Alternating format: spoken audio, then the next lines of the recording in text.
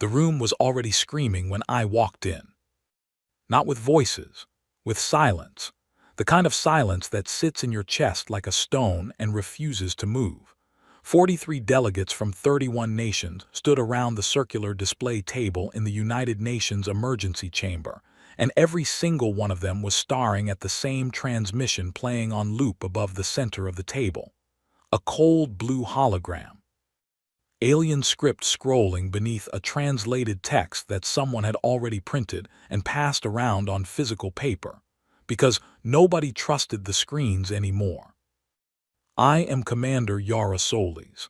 I had spent 14 years in deep space navigation, 2 more in interstellar diplomacy training, and the last 6 months attached to the UN's First Contact Liaison Division. I thought I had prepared myself for anything the galaxy might send our way. I had not prepared for this. The text read, "By unanimous decree of the Galactic Council, the species designated humanity, native to the 3rd planet of the Sol system, is hereby placed under full economic sanction, interstellar quarantine, and suspension of all faster-than-light travel rights, effective 72 hours from the timestamp of this transmission." The charges are as follows: unregulated territorial expansion, refusal to comply with the Malthusian biological accords, hostile resource extraction in protected nebulae, and demonstrated aggressive colonization index exceeding permissible limits for a Tier 2 civilizational classification. I read it 3 times. Then I looked up at the hologram of Voreth. He was the Galactic Council's primary liaison to Earth. His species, the Shriven, were tall, pale-skinned, and had 4 arms folded neatly in front of him like a man who had already decided how the meeting would end before it began. He had been transmitting live from the Council station on the outer edge of the Sol system, a station we had been politely tolerating for 11 years. He looked at us the way a schoolteacher looks at a student who has failed the same exam for the 3rd time. "The Council," Voreth said, his translated voice smooth and unhurried, "extends its formal notification to the human governing body. The terms are non-negotiable. Compliance is expected. Any attempt to breach the quarantine boundary will be treated as an act of hostility." Delegate Peter Aldridge from the United Kingdom stepped forward. He was 62 years old and had more diplomatic experience than anyone else in the room. His voice did not shake. "Voreth, humanity was not consulted on the Malthusian Accords. We were not present at the drafting. We were not invited to sign. How can we be held in violation of a treaty we never agreed to?" Voreth tilted his head slightly. It was the alien equivalent of a shrug. "The accords apply to all sentient species within Council jurisdiction. The Sol system falls within that jurisdiction. Ignorance of galactic law is not a recognized defense before the Council." Peter opened his mouth, closed it, opened it again. I stepped forward before he could speak. "Voreth," I said, and my own voice surprised me. It was steady, not because I was calm, because something had snapped into place inside me the moment I finished reading that transmission. Not panic, not despair, something older and quieter and a great deal more dangerous than either. "I want to confirm the timeline, 72 hours. "Correct," Voreth said. "And after 72 hours, if any human vessel attempts to use a Council hyperspace lane, it will be turned back by Council enforcement ships. And our existing trade routes, the Helium-3 contracts with the Karatai Collective, the food grain agreements with the Dun hegemony, suspended. All commerce between Earth and Council-affiliated species is frozen pending review." I nodded slowly. "And how long does a review typically take?" Voreth folded his upper 2 arms more tightly. "Reviews of this nature generally require between 40 and 200 standard years." The room went even quieter, if that was possible. Delegate Lucia Ferreira from Brazil made a sound that was not quite a word. Delegate Hanjo Kang from South Korea sat down very carefully, like his legs had stopped working. 3 of the military observers at the back wall began typing rapidly on their tablets. I watched Voreth's face, what passed for his face, and I noticed something in that moment that I have never stopped thinking about since. He was not angry. He was not concerned. He was bored. This was routine to him, a minor administrative task, a small species on the outer edge of the galaxy making too much noise, taking up too much space, growing too fast, a problem to be managed, a thing to be capped and contained and filed away. I thought about what it had taken humanity to reach the stars, not the rockets and the fuel equations and the decades of engineering, though all of that was real and all of it had cost us. I thought about what it had taken before that. Thousands of years of surviving things that should have ended us. Ice ages, plagues that wiped out half a continent before breakfast, wars that turned entire cities to dust. A planet that flooded and burned and shook, and refused to make things easy for the small, stubborn, furless creatures that had decided, against all reasonable odds, to climb down from the trees and take over. We did not become a spacefaring species because things were easy. We became one because things were hard, and we did it anyway. Voreth was treating this like a form to be stamped. I felt something ignite behind my ribs, not anger exactly. It was cleaner than anger, sharper, the feeling you get when someone underestimates you so completely that you almost feel sorry for them. Almost. Voreth, I said, I want you to log this response in your official record. He blinked his 4 pale eyes. You may respond formally through the diplomatic channel within. No, I said. I want you to log it now live in this transmission. I want it time-stamped and attached to the original sanction notice. He paused, then apparently deciding that humoring a doomed species cost him nothing, he gave a small nod. Proceed. Humanity acknowledges receipt of the Galactic Council's sanction notice. Humanity rejects the Council's authority to impose said sanctions without our consent, participation, or representation in the proceedings that produced them. Humanity will not be requesting a review. Humanity will not be requesting an appeal. And humanity will not be waiting 40 to 200 years for anyone's permission to exist. The room was very still. Voreth's expression did not change. Commander Soli's I would advise. That's all, I said. End of response. I reached forward and closed the transmission. For exactly 4 seconds, nobody in that chamber made a sound. Then Peter Aldridge looked at me across the table and said, in a very quiet voice, Yara, do you know what you just did? Yes, I said.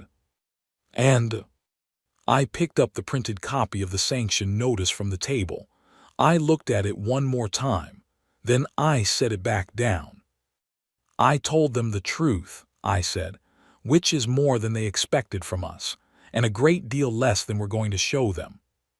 I turned and walked toward the door. Behind me, the room began to move. Voices started up, rapid and overlapping. Someone called out for a secure line to the Joint Chiefs. Someone else was already on a phone speaking in Mandarin. I heard Lucia Ferreira say, very clearly, "Get me the Secretary General." And I heard the urgency in her voice shift from fear into something that sounded, for the first time all morning, like purpose. I pushed open the chamber door and stepped into the hallway. A young aide named Calvin Sharp was waiting for me outside. He was 26, newly assigned to my division, and his face was the color of old paper. He held a tablet against his chest like a shield. "Commander," he said, "I heard. What do we do?" I looked down the long corridor ahead of us, at the other staffers moving quickly between rooms, at the screens on the wall cycling through news feeds from every major network on the planet. The story was already breaking. The headline on the nearest screen read, "Galactic Council sanctions Earth, full quarantine declared." I watched the headline for a moment. Then I said, "We go to work, Calvin." "Doing what?" I started walking. "Everything," I said. "We do everything." They called it a sanction. We would come to call it a starting gun. The first 48 hours were the kind of chaos that has no color or shape. It simply exists everywhere at once, and you move through it the way you move through deep water, slowly, deliberately, using every ounce of energy just to keep your direction. I did not sleep. I do not think anyone in the upper tiers of the emergency response structure slept. The phones never stopped. The screens never went dark. The briefing rooms were full at 2 in the morning, and the cafeteria ran out of coffee by 3, and nobody complained because complaining required energy nobody had to spare. The public reaction was something I had not fully anticipated, and I say that knowing it should have been the most predictable thing of all. Earth did not fall apart. Earth got angry. I watched it happen in real time through the news feeds and the social monitoring reports that Calvin kept placing on my desk at regular intervals. The first hour had been fear. Genuine, wide-eyed, stomach-dropping fear, the kind you feel when something enormous and unknown announces itself. People in cities across the planet stopped what they were doing and read the headlines and felt the ground shift beneath them. Then the second hour came, and the anger followed the fear the way thunder follows lightning, inevitable, loud, and with a great deal more force than most people had been expecting. Not anger at each other. That was the part that stopped me cold when I noticed it. For the first time in living memory, the anger was pointed outward, unified. 31 nations that had spent the better part of a century arguing about trade tariffs and border disputes and resource rights were, within 24 hours of the sanction announcement, speaking in a single voice. The message was not complicated. The message was, you do not get to do this to us. I was in a secure briefing with the Joint Chiefs of the newly formed Seoul Defense Coordination Group when Secretary General Amara Ose walked in and placed a single sheet of paper on the table in front of me. "Read that," she said. It was a preliminary vote tally from the General Assembly. 191 nations in favor of a unified response posture, 0 opposed, 3 abstentions, and those 3 had submitted formal notes explaining that they abstained not from disagreement but from procedural concerns about the voting mechanism itself. I stared at the number for a long moment. "That has never happened," I said. "No," Amara said, "it has not." General Oliver Crane, who commanded Earth's combined space defense forces and was not a man given to sentiment, looked at the tally and said, "Huh." Which, from Oliver, was practically a standing ovation. I set the paper down. "What do we have?" Oliver pulled up a schematic on the table display. As of right now, 47 operational deep space vessels across 7 national space agencies. Combined, they give us a patrol range of about 3 light hours from Seoul. The Council's quarantine boundary sits at roughly 4 light hours, so we are already behind the line. Weapons capability. Enough to make a statement, not enough to win a sustained engagement against a full Council enforcement fleet. He paused. Not yet. And manufacturing. That was when Dr. Nadia Porter walked through the door, and everything changed. Nadia was the director of Project Bootstrap, a program I had been briefed on in general terms, but had never seen the full scope of. She was 51 years old, small and precise in her movements, with close-cropped gray hair and the kind of eyes that were always doing mathematics behind whatever expression she was wearing. She set a case on the table, opened it, and placed a drive in the center display reader without a word. The schematic that replaced Oliver's map was not what any of us had expected. It showed a network, a large one, branching lines connecting points throughout the asteroid belt, the Jovian Trojans, and 3 locations in the outer system that were officially registered as automated mining operations. "These are not mining operations," Nadia said. She let that sit for a moment. "We began construction 14 months ago," she said. "The project classification was level 6, which means it was invisible to every normal oversight channel, including most of the people in this room. I am showing it to you now because the situation has changed, and because what you are looking at is the reason the Council's sanctions, while painful, are not fatal. I leaned forward. What is it? It is the backbone of an independent human hyperspace relay network, she said. Not the Council's lanes, ours. Built on a drive system we developed independently over the last 6 years, derived from first principles rather than anything the Council shared with us, which means it does not require their infrastructure, their permission, or their cooperation. She looked around the table. In its current state, it can support limited traffic. In 18 months, it will be fully operational. At that point, we will have faster-than-light access to every inhabited system within 30 light-years of Sol, completely outside Council control. The room was very quiet. General Crane said, "Does the Council know about this?" "No," Nadia said, "and I would prefer to keep it that way until we are ready." I thought about Voreth's face in the transmission, the boredom in it, the certainty, the complete and total absence of doubt that Earth would fall in line, the way a small country falls in line when a large one applies enough pressure. "Nadia," I said, "what would have happened if the Council had not issued the sanctions?" She considered the question. We would have continued developing the network quietly, possibly for another 3 or 4 years before we felt confident enough to announce it. So they accelerated our timeline. Significantly. I sat back. There is a thing that happens to human beings when they are pushed into a corner. Not all human beings, and not every time, but often enough that it has shaped the arc of our history in ways that defy simple explanation. When the pressure becomes absolute, when the options are reduced to submission or defiance, something in us chooses defiance with a consistency that has, throughout our history, surprised everyone except us. We did not invent the concept of the underdog story, but we perfected it. "How long?" I said. "Until the Council's enforcement fleet arrives at the quarantine boundary." Oliver checked his screen. 61 hours. "And how long until we can have our full complement of defense vessels at the boundary line?" 58 hours if we push." "Push," I said. Oliver nodded and reached for his communication unit. I looked at Nadia.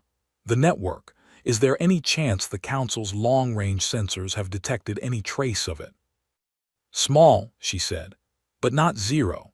There is one relay point in the outer belt that put out a detectable energy signature during a test run 4 months ago. We masked it as a reactor malfunction on a registered mining ship. The Council's monitors logged it and moved on, but if they were looking specifically—" "They weren't," I said, "because they were not looking for anything from us. They were not watching us because they did not think we were capable of surprising them." Nadia smiled, very briefly and very precisely, the way a person smiles when they have known something for a long time and are only now allowed to say it aloud. "That is correct." Calvin appeared in the doorway. He was holding his tablet, and his expression had shifted from scared to something new. He looked the way a person looks when they have just understood the shape of the thing they are part of. "Commander," he said, 3 more nations just joined the Seoul Defense Coordination Charter, and the Karatai Collective has transmitted a private channel request, not through the Council relay. They used a direct beam signal aimed at the dark side of the moon. They clearly don't want the Council to know they're calling. I stood up. The Karatai, one of the Council's own member species, reaching out to Earth privately through a channel specifically designed to avoid Council detection within 48 hours of the sanction announcement. They were not the only ones who had noticed something in the Council's behavior, and they were not the only ones who had decided, quietly, that they might prefer to be on a different side of what was coming. "Set up the secure line," I said, "and get me translator support." "Already done," Calvin said. I looked around the briefing room, at Oliver, who was already mobilizing a fleet, at Nadia, whose network was already being pushed toward operational readiness ahead of schedule, at Amara, who was standing near the door with the expression of someone who had spent her career preparing for a moment that most people had told her would never come. "Then let's not keep them waiting," I said. I walked out into the corridor, and behind me, I heard the room shift from reaction to action, the way a tide turns. Not dramatic, not loud, just inevitable. The council had assumed we would beg. They had 17 warships positioned at the quarantine boundary when the UNS Resolute reached the heliopause. I was on the bridge. I want to be specific about what that moment felt like, because it is easy, looking back at it now, to make it sound heroic, to describe the rows of lights on the console, the quiet efficiency of the crew, the stars beyond the viewport as though they were a painting commissioned specifically for the occasion. It was not like that. It was loud in a way that silence sometimes is. Every person on that bridge was breathing too carefully. The pilot, Lieutenant Grace Calloway, had both hands on the manual override and had not moved them in 11 minutes. The weapons officer, Ensign Derek Lowe, had his eyes on his screen, and his jaw set so firmly I thought he might crack a tooth. Our sensor chief, a quiet, brilliant woman named Petra Vance, had not spoken a word since we crossed the outer marker. The Council fleet was arranged in a standard interdiction formation, a crescent of 17 ships spread across a region of space roughly equal to 4 times the diameter of the Moon. It was a formation designed to close inward, to funnel an opposing force into a shrinking corridor, and then cut off all exit angles. It was textbook. It was correct. It was exactly what the Council Tactical Doctrine Manual, which our intelligence division had quietly obtained 8 years ago through a third-party channel that I am still not authorized to name, said they would use in a quarantine enforcement scenario. We had been studying that manual for a long time. I pressed the open channel key on my armrest. Council Enforcement Fleet, this is Commander Yara Solis of the United Nations Spaceship Resolute. We are operating under the authority of the Seoul Defense Coordination Charter, which represents the unified governing body of humanity. We are aware of the sanction. We are aware of the quarantine boundary. We are here to formally and officially decline to recognize either. A pause, then Vorath's voice, arriving with the slight delay of the distance between us. "Commander Solis, turn your vessel around. This is your first and only formal warning." "Noted," I said. "Petra, begin the sequence." Petra Vance's hands moved across her board. Outside the viewport, the stars didn't change. Space never gives you a visual indication of the things that are happening inside it. But 17 Council ships had just had every one of their navigation systems receive a simultaneous ghost signal. A precisely timed false reading generated by a network of 12 small relay probes we had deployed silently over the past 3 days, positioned in a ring around the Council formation at distances of between 400 and 900 kilometers. The ghost signals were simple. They told each Council ship that an object of significant mass was approaching from the direction of that ship's blind spot. Not a weapon, not a threat, just a phantom reading, perfectly calibrated to look like a debris field or a rogue asteroid on an intercept course.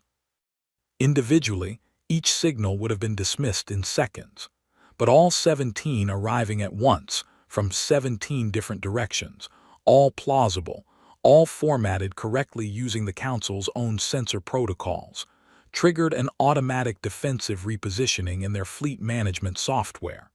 It was not a manual decision. It was the software doing exactly what it was designed to do. 17 ships moved. In the same direction. Not because we had forced them. Because their own defensive programming, designed for a universe where threats came from outside the formation, had not been written to account for a scenario where the false readings were arranged to push every ship the same way simultaneously. They broke their own formation. It took 11 minutes and 23 seconds. Not one weapon was fired. Not one hull was scratched. The crescent closed on itself, ships crowding the center of their formation as each one tried to move away from its individual phantom threat, until the interdiction pattern was completely dissolved and 17 Council warships were clustered in a space barely large enough to maneuver without collision risk. I listened to the Council communications chatter on the frequency we had been monitoring. The confusion was genuine. The alarm was genuine. And underneath both, starting to surface in the voices of junior officers calling to their commanders, was something I recognized because I had grown up hearing it in a different context. The sound of people who have just realized that the thing they were certain of is no longer certain. I opened the channel again. Council Enforcement Fleet, this is Commander Solis. Your formation has been disrupted using only your own defensive protocols and a set of relay probes that cost us less to build than the chairs in your flagships. No shots fired. No damage done. This was a demonstration, not an attack. I want that distinction logged very clearly. I paused. You came here to teach us a lesson about power. I want you to go home and think carefully about what lesson was actually taught today. Another pause, longer this time. When Varath spoke, his voice had changed. The boredom was gone. In its place was something carefully controlled, the voice of a person holding a great deal of feeling very tightly in check. Commander Solis, he said, you are making a serious error. I make them occasionally, I said, but not today. I clicked off the channel and turned to Grace Calloway.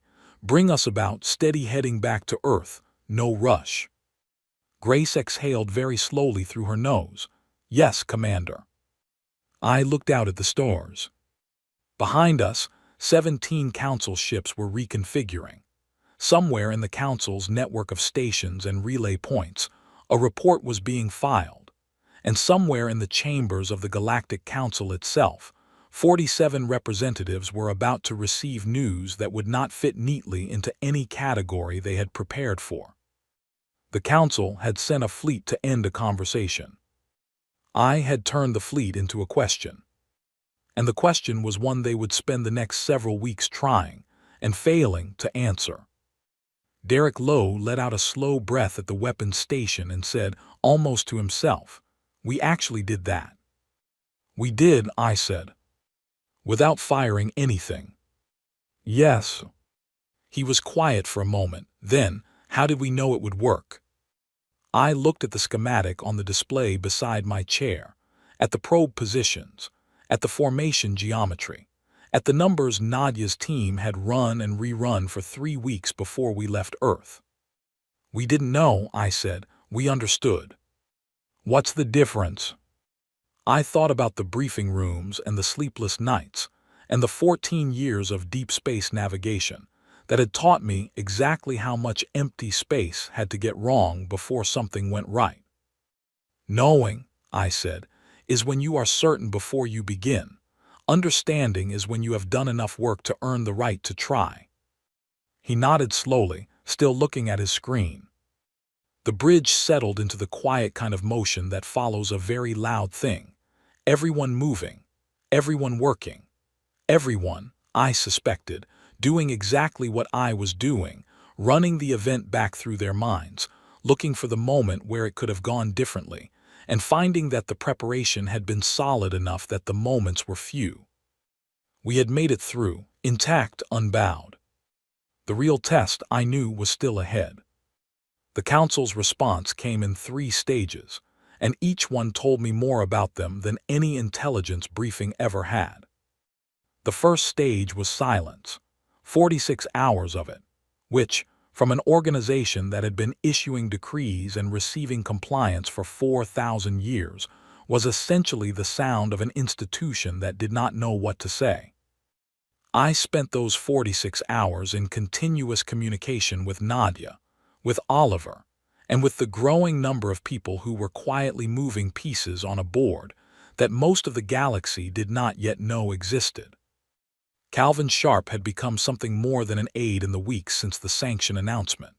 He had developed a quality I had noticed in only a handful of people over my career, the ability to be exactly where the information was, and to bring it to you at the exact moment you needed it, without being told. He appeared in my office on the morning of the 47th hour and placed a tablet on my desk without a word. On the screen was a decoded tight beam transmission. It had been sent from a council-flagged communication relay, but the origin point was not the council station. It was the Karatai home system, 14 light-years from Seoul. The message was from first speaker Davin of the Karatai Collective. It was not long, 3 paragraphs. But it was precise in the way that careful political communication is always precise.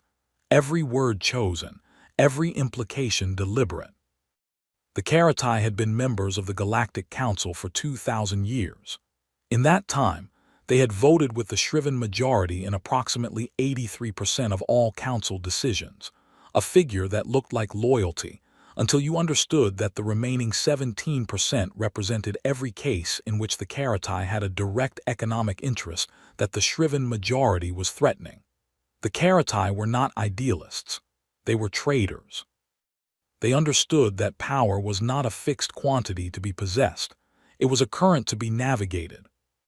What first speaker Davin's message said, in carefully polished diplomatic language, was this. The Karatai Collective had concerns about the precedent set by the Earth Sanctions. They did not wish to see council enforcement mechanisms used as tools of economic leverage against developing species. They were exploring avenues for discussion. If humanity had thoughts on the matter, the Karatai would welcome a private exchange of views. I read it twice. Then I read it a third time, the way you read something when you want to make sure you are not imagining the meaning underneath the words. Then I called Nadia. The Karatai are reaching out, I said. A pause on the line, then how direct? Direct enough that they took the risk of using an unregistered beam channel to do it. Another pause, longer. They know about the relay network. I had not said that. What makes you think so? Because the Karatai are traders, she said, and traders do not open a private line to a sanctioned civilization without a reason.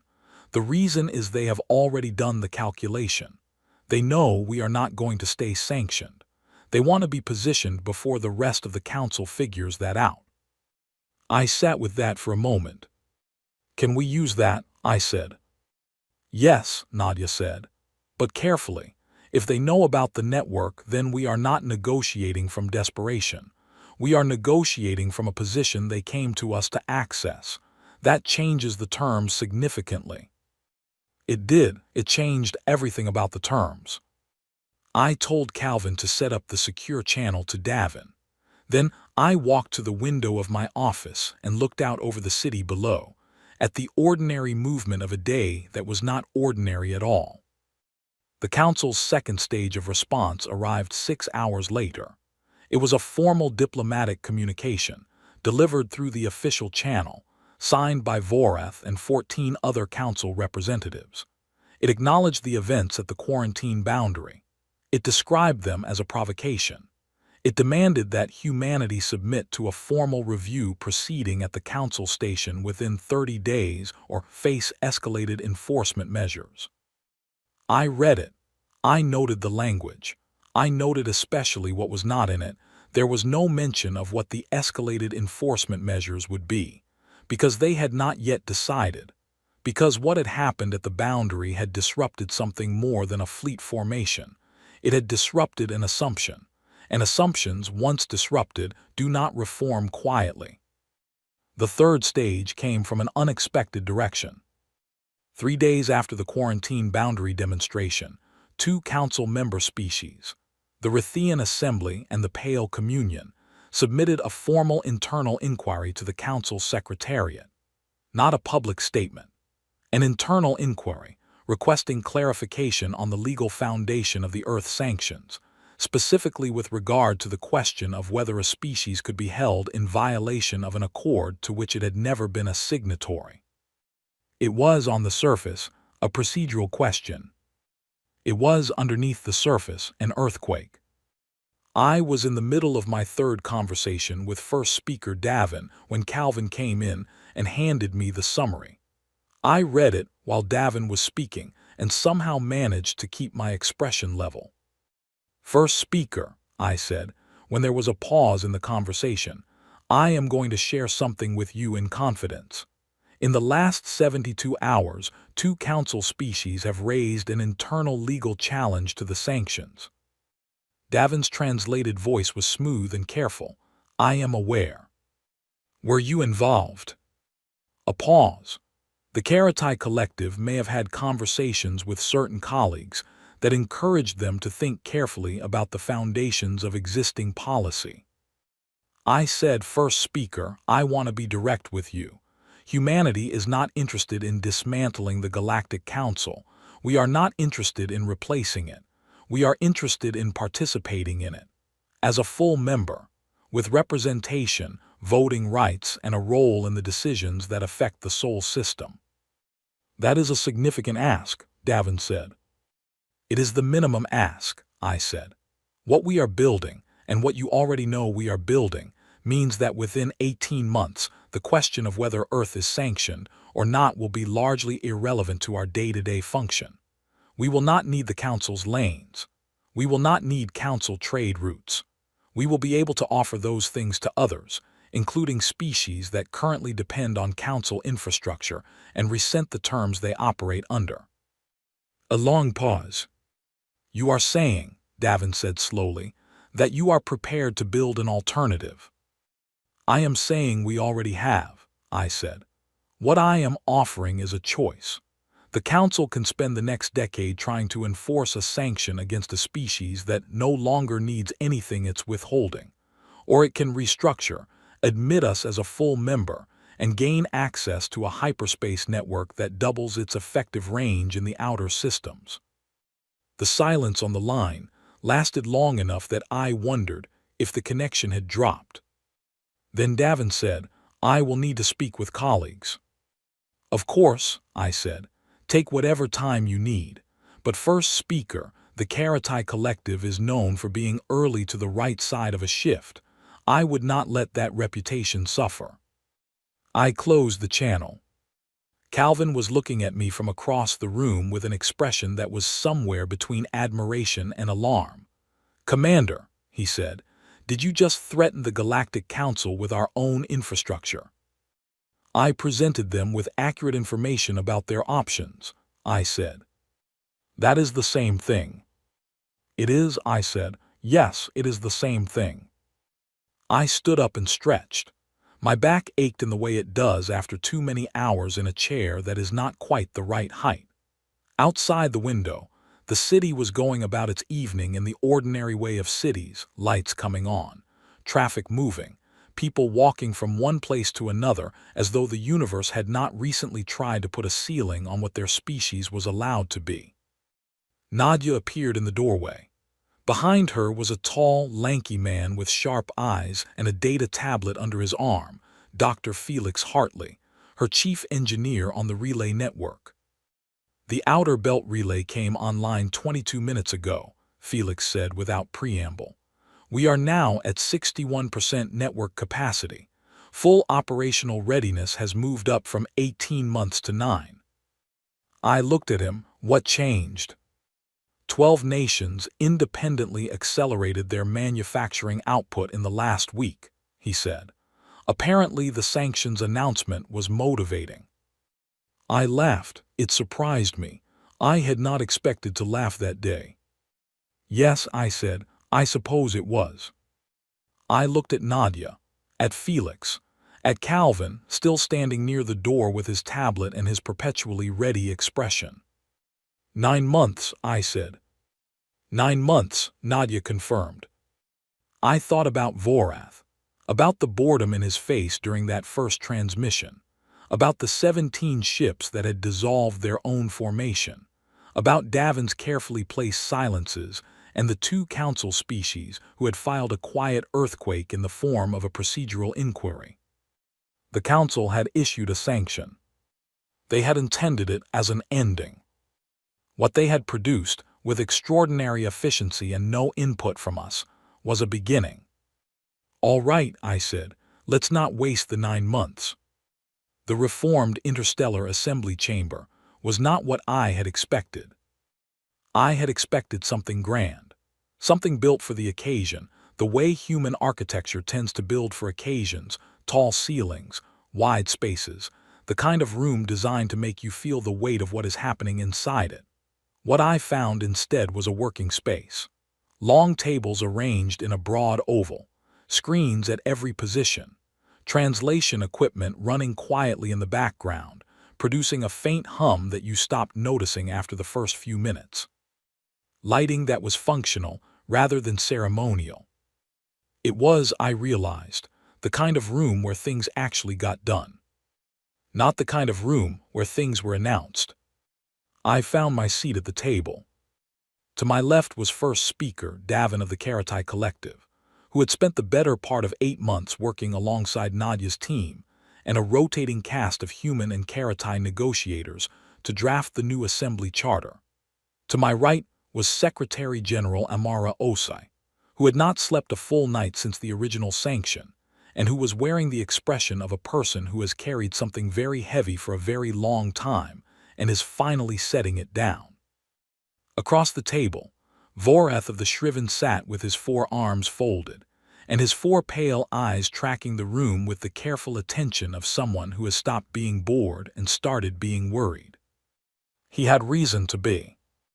The numbers had changed significantly in 9 months. The Galactic Council's 47 species membership had contracted to 38. 4 species had left to join the Solaris Compact outright. 5 more were in various stages of formal application. The compact now represented, as Nadia had projected, 31% of known space economic output. More importantly, it controlled a hyperspace relay network that gave its members access to systems the Council lanes had never reached. Because the Council had no incentive to extend lanes to regions that produced nothing the Shriven majority found valuable. We had extended lanes there, because Nadia and Felix and their team had understood something simple.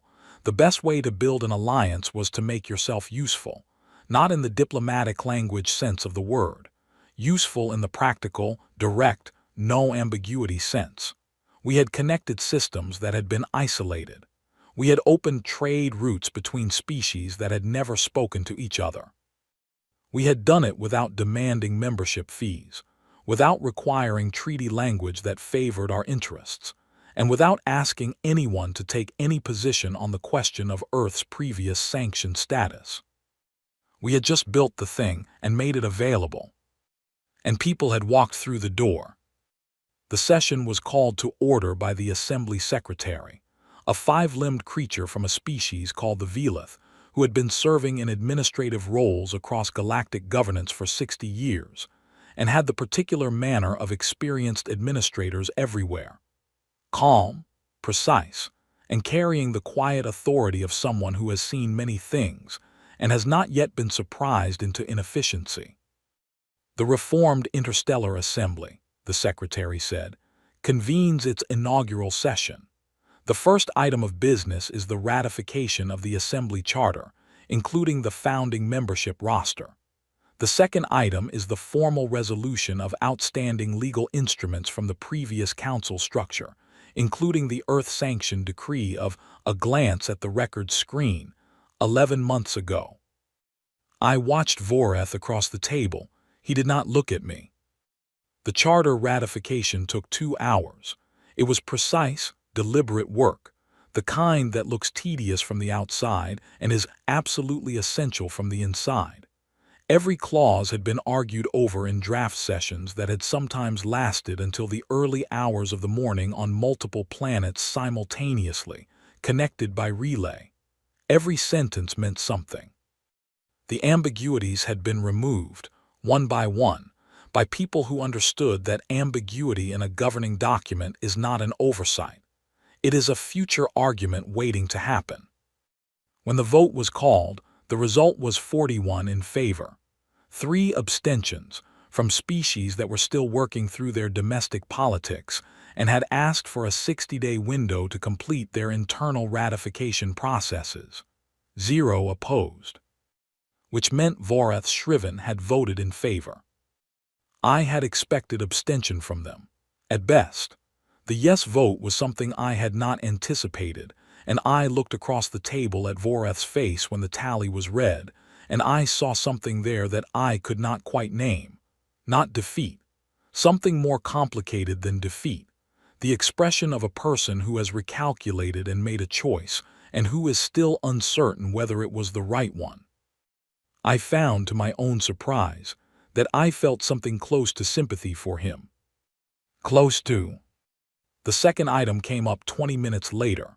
The Assembly Secretary read the record of the Sanction Decree, its terms, its timestamp, and the sequence of events that had followed it. The reading was factual and complete and lasted approximately 7 minutes. During those 7 minutes, nobody at the table moved very much. The room was the kind of quiet that happens when many different species, with many different languages and physiologies and histories, arrive at the same feeling by different routes. Then the vote was called on the formal resolution. The language of the resolution was careful. It did not say the council had been wrong, because getting 41 species to agree on anything that contained the word wrong was a task beyond the scope of even 9 months of intensive diplomacy. What it said was that the sanction decree had constituted a procedural irregularity in that it had been applied to a species that had not been present at or party to the foundational legal instruments under which the decree was issued. It said that the irregularity was acknowledged, logged, and resolved by the dissolution of the decree in its entirety. And it said, and this was the sentence that Nadia had drafted and that I had read 15 times before I stopped counting, that the record of the decree would be preserved in the Assembly archive with the notation, a strategic miscalculation of civilizational magnitude. 41 in favor, 0 opposed, 2 abstentions. The decree was dissolved. I did not cheer. Nobody on the human side of the table cheered. We were in a room where 5 dozen species were watching us, many of them for the first time in an official capacity, and the impression we made in this room would carry into every conversation that followed. So I sat still, and I breathed steadily, and I let the fact of it settle in my chest without showing what it felt like on my face. What it felt like was this: the way a weight comes off your shoulders that you had been carrying long enough that you forgot it was there. The session continued. There were 3 more agenda items: trade framework discussions, relay network access protocols, and a proposal from the VLIF for a standardized environmental protection code for new contact species. I participated in all of them. I spoke carefully, and listened more than I spoke, and deferred to Amara on the items where her 23 years of multilateral negotiating experience made her judgment sharper than mine. The session ended, formally, at the 17th hour of the Assembly calendar. I was walking toward the exit when I heard my name, not my title, my name. I turned. Voreth was standing 3 meters away. He was alone. His 4 arms were not folded for the first time I could remember. They were hanging slightly loose at his sides, which on a Shriven is the body language equivalent of removing armor. "Commander Solis," he said. "Voreth," I said. We stood for a moment in the emptying chamber. Around us, staff and aides were moving through the space, collecting materials, speaking in clusters. Nobody was paying attention to 2 people having a quiet conversation near the door. "My species," Voreth said, "has a word, Cathara. It refers to a natural force, a current, a thing that cannot be reasoned with, redirected, or controlled, only understood, only respected." I waited. "We have used this word for many things," he said. "Certain stellar phenomena, a particular type of storm system that occurs in the upper atmosphere of our homeworld, occasionally historical events." He paused. "We have been discussing in the past weeks whether to assign it a secondary meaning." I said, "Have you decided?" His 4 eyes met mine. "The vote was unanimous," he said, "which, in the current climate, is more remarkable than it once was." I looked at him for a long moment, at the careful stillness of his face, at the weight behind it. "Vorheth," I said, "I want to ask you something, and I want you to know that it is a genuine question, not a rhetorical one." "Ask."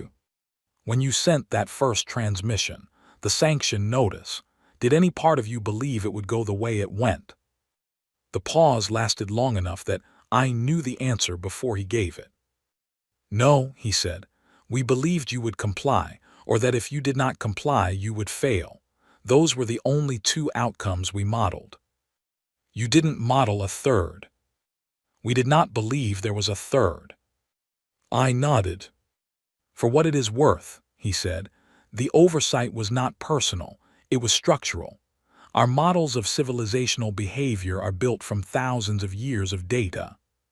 Species at your stage of development have always, without exception, followed one of two paths when faced with superior power: submission or collapse. We did not model a third because we had never seen one." "You have now," I said. "Yes," he said, "we have now." He inclined his head, a gesture that on a Shriven means something between acknowledgement and respect, closer to the latter than the former in the context of what had just happened. Then he turned and walked toward the other exit. I watched him go.